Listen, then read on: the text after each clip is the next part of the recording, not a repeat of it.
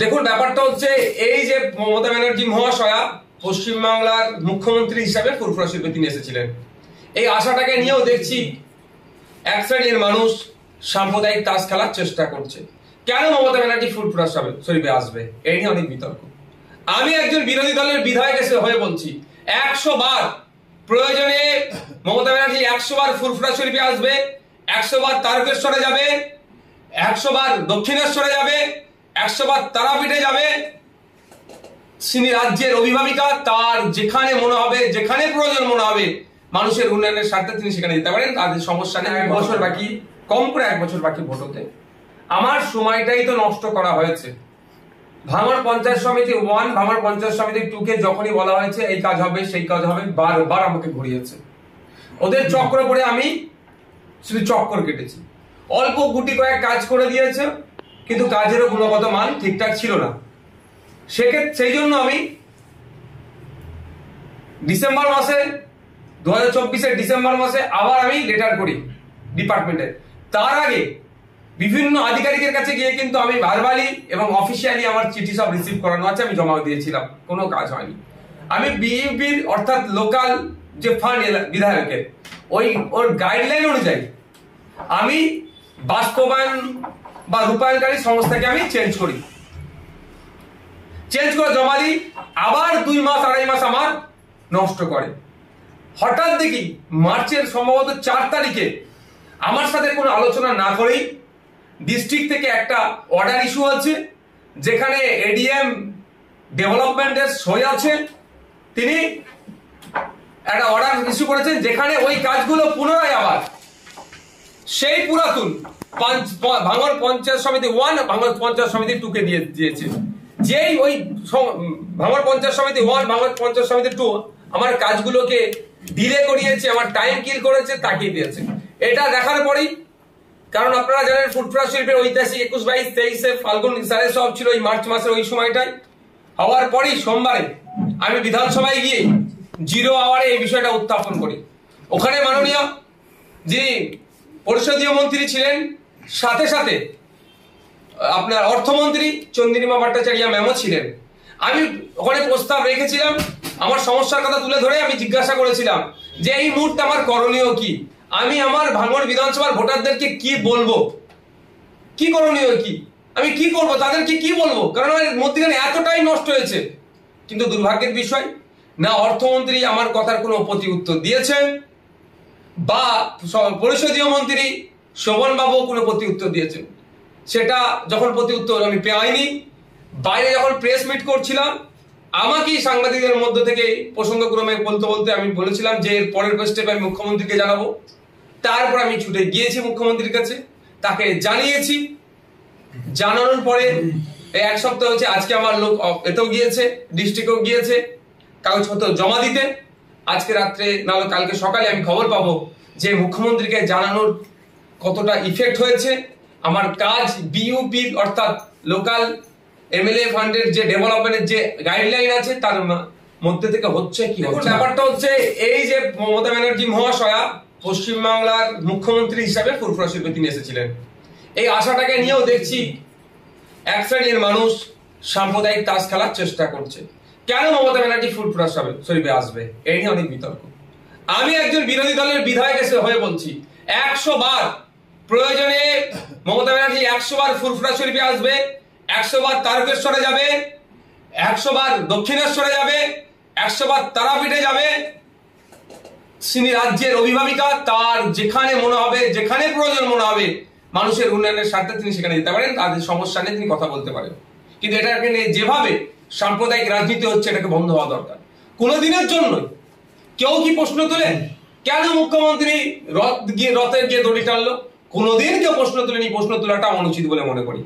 কোনোদিনের জন্য কেউ প্রশ্ন করেনি যে গত কয়েকদিন আগে পাঞ্জাবিদের ধর্মীয় অনুষ্ঠানে গিয়ে, সেখানে গিয়ে তিনি পাঞ্জাবিদের যে সংস্কৃতি আছে তার সাথে তিনি মিশে যাওয়ার চেষ্টা করেছেন। এই নিয়ে কেউ প্রশ্ন তুলেনি।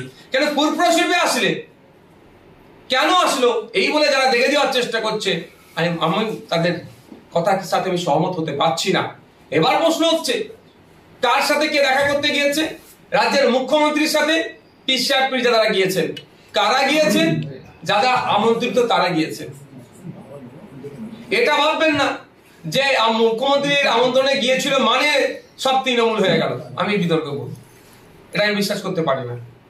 আমাদের ভাইজান হিসাবে আমাদের পাশে যেরকম ভাবে ছিল আগামীতেও সেরকম ভাবে থাকবে, এই আশা আমরা ভাইজানদের কাছে। কিন্তু এখন তো দেখা যাচ্ছে তৃণমূলের প্রতি একাধিক পীরজাদা ঝুঁকছে, আপনার অবস্থা? দেখুন, ব্যাপারটা হচ্ছে গণতন্ত্র। এটাই আপনার যদি কাউকে ভালো লাগে, আপনার সত্তা দিয়ে যদি মনে হয় ওর আদর্শটা ভালো, আপনাকে কেউ আটকাতে পারবে? যে আটকাবে সেই তো অন্যায় করবে আমি মনে করি। যদি তৃণমূলের আদর্শ কাউকে পছন্দ লাগে তাকে তৃণমূল ভালো লাগবে, কাউকে লেফট ফ্রন্টের আদর্শ ভালো লাগে সে লেফট ফ্রন্ট গ্রহণ করে। জাতীয় কংগ্রেসের আদর্শ অনেককে ভালো লাগে, জাতীয় কংগ্রেসে থাকছে। এই যে ব্যাপারটা হচ্ছে এসেছে বলে নরম হয়েছে, ব্যাপারটা হচ্ছে ফুরফুরা শিল্পী এসেছেন, উনি দুটো প্রস্তাব দিয়েছেন। আপনাদেরকে একটা ক্লিয়ার করে রাখি আপনাদের মাধ্যমে, একটা বাজে ফুরফুরা শিল্প সম্পর্কে বার্তা ছড়ানো হচ্ছে, এটা আমি আপনাদের মিডিয়া মাধ্যমে সেই বার্তার আমি বিরোধিতা করছি। বলছে কি ফুরফুরা শিল্প এসেছে, সব ফুরফুরা শিল্প সংক্রান্তই দাবি করেছে। অ্যাকচুয়ালি আপনারা হয়তো দেখেছেন মুখ্যমন্ত্রী মহাশয়ের হাতে অনেক কাগজের গুচ্ছ কিন্তু তুলে দেওয়া হয়েছে ফুরফুরা শিল্পের পক্ষ থেকে বিভিন্ন পীরজাদারা। ওখানে বিভিন্ন দাবি দাবা ছিল। ওখানে আমি যতটুকু পরে খবর নিলাম, যারা যারা গিয়েছিল কাগজ দিয়েছেন, কয়েকজনের সাথে কথা বললাম যে আপনারা কি দিয়েছেন।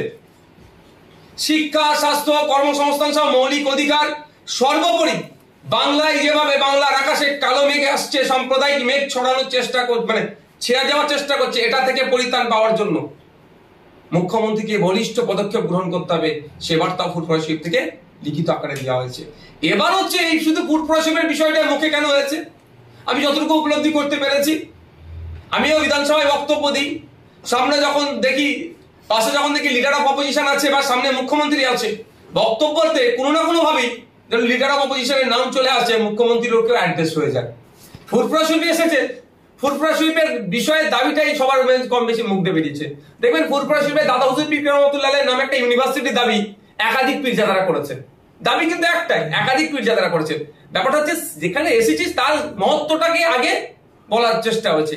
এই নয় যে দাদা হুজুরের নামে বিশ্ববিদ্যালয় চেয়েছে বলে দক্ষিণ চব্বিশ পরগনার প্রত্যন্ত গ্রামের মানুষ শিক্ষা পাবে না, তার দাবিটা করেনি। কোনো দাবির মধ্যে লিখিত দাবি আছে, আমি জিজ্ঞাসা করলাম, পেয়েছি, যে যেভাবে স্কুলগুলো বন্ধ হতে চলেছে এগুলো না বন্ধ হয়। এটাই ফুরফুরা শরীফ। সম্প্রীতির বার্তা এখান থেকে দেওয়া হয়, ঐক্যের বার্তা দেওয়া হয়, শিক্ষার বার্তা দেওয়া হয়, সামাজিক বার্তা দেওয়া হয়। এবং হসপিটাল, যে হসপিটালের কথা হচ্ছে, শুধু এই হসপিটাল নয়, 42টা সুপার স্পেশালিটি হসপিটাল আছে। সেই সমস্ত হসপিটালে অনেক অভাব অভিযোগ, যাতে মানে পর্যাপ্ত পরিমাণে এখানে স্বাস্থ্য পরিষেবার সচল থাকে, তার দাবিও ওই চিঠির মধ্যে দেওয়া আছে, যেটা আমি শুনতে পেলাম। যে কেউ কেউ বলছে আপনার বিরুদ্ধে ফুরফুরা শরীফের কোনো পীরজাদাকে ব্যবহার করা হতে পারে, বলবেন বিষয়টা? দেখো, সিদ্দিকী বলছেন মমতার হাতে আপনার ভাগ্য। মমতার কথা যদি আপনি না শোনেন তাহলে সেক্ষেত্রে যে আপনি যে ভাঙড় বিধানসভায় দাঁড়িয়েছেন সেখানে এখানকার কোনো পীরজাদাকে ওখানে আপনার বিরুদ্ধে প্রার্থী করে দেবে। দেখুন, আমি আমার রাজনৈতিক মঞ্চ থেকে কোনো ধর্মীয় শব্দ আমি প্রয়োগ করিনি, কিন্তু আজকে এক ধর্মীয় শব্দ প্রয়োগ করতে বাধ্য হলাম। আমার ভাগ্য আল্লাহর হাতে, আমার ভাগ্য সৃষ্টিকর্তার হাতে, আমি এর বাইরে কিছু বিশ্বাস করি না।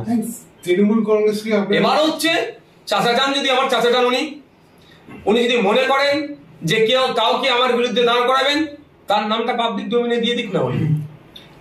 আর তারপরের কথা হচ্ছে, তারপরের কথাতে আসি, রাজনীতির ময়দান এসেছি সমাজ ব্যবস্থা পরিবর্তনের জন্য। ক্ষমতা দখল আমাদের স্বপ্ন নয়, আমাদের লক্ষ্য উদ্দেশ্য, আমাদের কার্যকলাপ, ইভেন আজকে পর্যন্ত বিধানসভায় দাঁড়িয়ে হেলথ বাজেটের উপরে যে আমি আলোচনা করেছি, সেখানেও লক্ষ্য উদ্দেশ্য একটাই, সমাজ ব্যবস্থা পরিবর্তন হবে কি করে।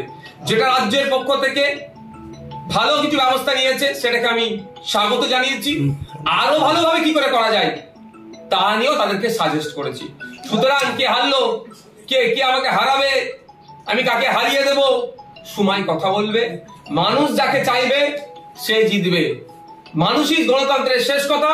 আর ওখানে আমি গণতান্ত্রিক প্র্যাকটিসটা সব থেকে বেশি করার আমি চেষ্টা করি।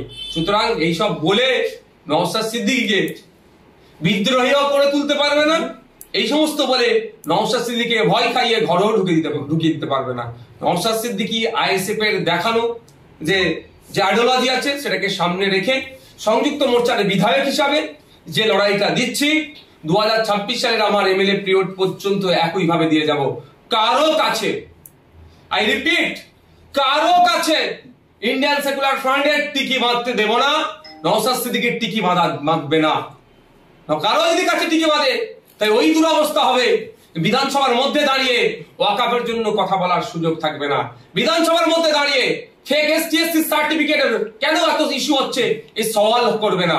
কারো কাছে যদি টিকি বাঁধা থাকে তাহলে বিধানসভার মধ্যে দাঁড়িয়ে রমজান মাসে ফলের দাম বেড়ে যাচ্ছে কেন এই সওয়াল করতে পারা যাবে না।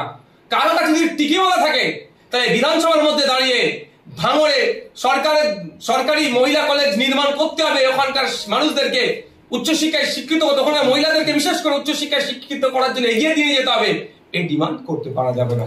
সুতরাং এখানে কোনো টিকি বাঁধার জায়গা নয়।